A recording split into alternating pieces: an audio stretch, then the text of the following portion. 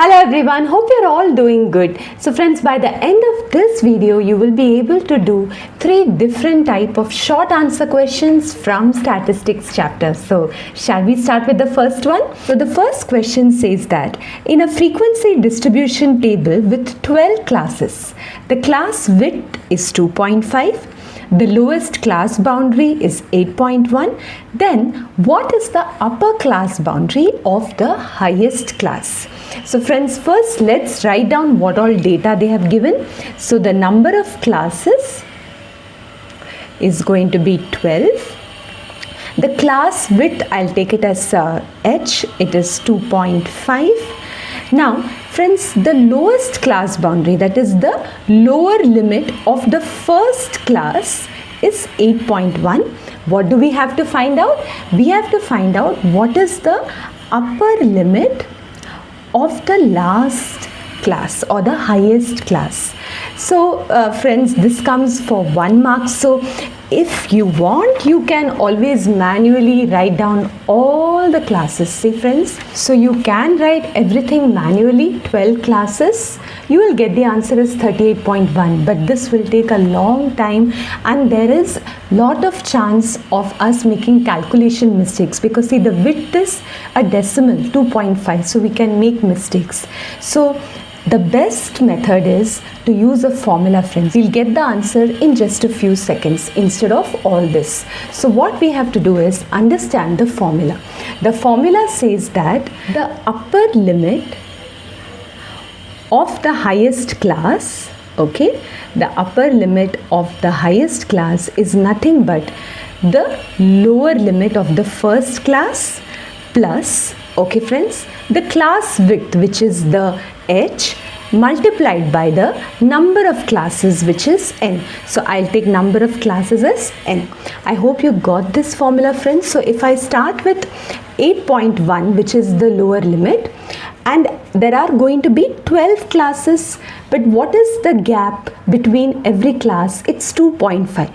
So 2.5 is for one class. Like that, there are 12 classes. So it will be 2.5 into 12. That will give me this entire length, friends, this entire gap, plus 8.1, which is the lower limit. So it's very logical formula. 8.1 plus h is 2.5 into 12.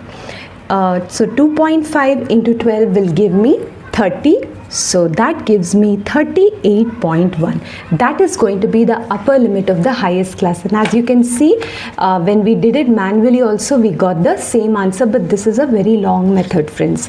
I hope you got how to do this in a very easy way. Now let's see the second question. If the median of x by 5, x by 4, x by 2, x and x by 3, where x is greater than 0, if the median of all these values is 8, find the value of x. So this is clearly a question from median of ungrouped data. What is the first step? The first step itself is we have to arrange the data in ascending order. But when you have a variable like this, how do you find out which observation is the smallest?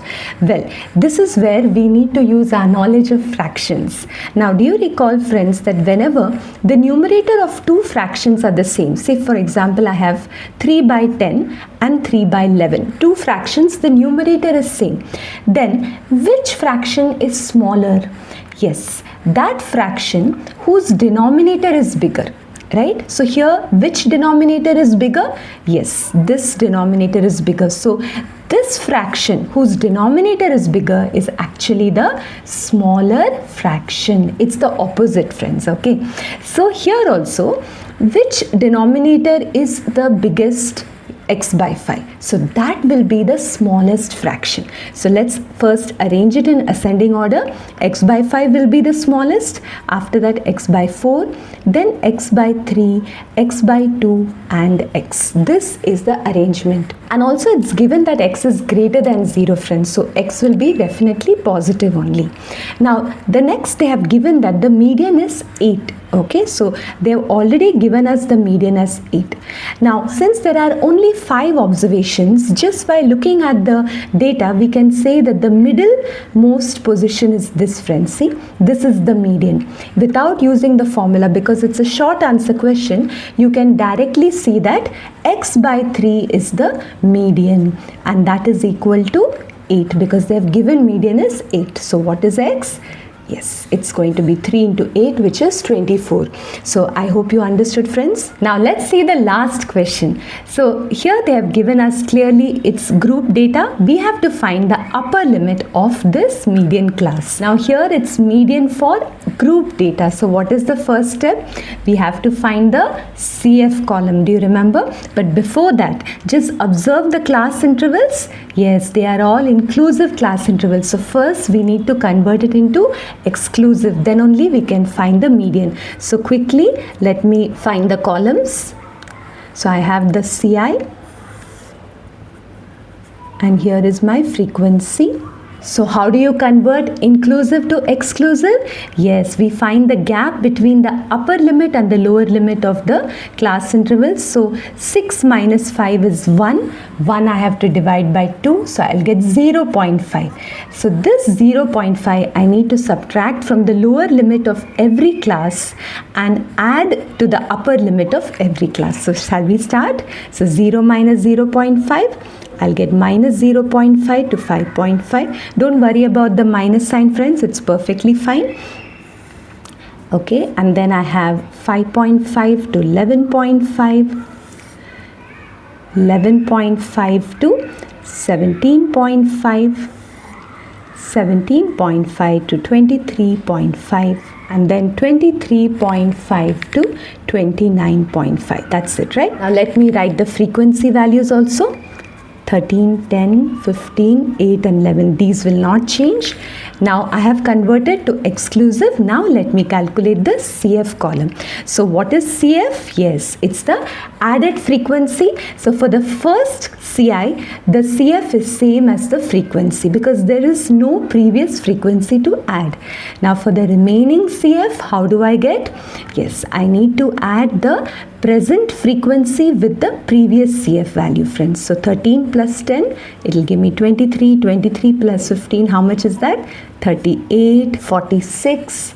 And here I'll get 57. That's it. Okay, so I hope you got this. Now a good thing is this last CF always gives me the total number of observations, which is n. So n is 57. Now remember, we have to find the median class.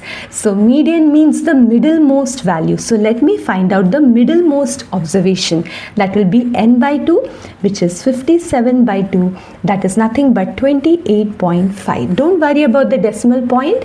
So the 28.5th observation we can say is the median value. Now what we need to see is where does this 28.5th observation lie? Now in the first class interval we have the first 13 observations. So definitely this will not lie. Now second class interval we have observation 14 to 23. 28.5 will not be here. Now the next CI you have observation 24 to 38, friends. So definitely the 28.5th observation lies here. So this is definitely going to be my median class. That's it, friends. We had to find only the median class. We don't have to find the median. Okay, so median class is over here. We have to find the upper limit. So median class upper limit is 17.5. That's it, friends. Okay, so friends, I hope you understood how to solve these short answer questions. If you found the video useful, do like and share. Consider subscribing to our channel and do let me know your comments in the comment section below. So till we meet again, take care.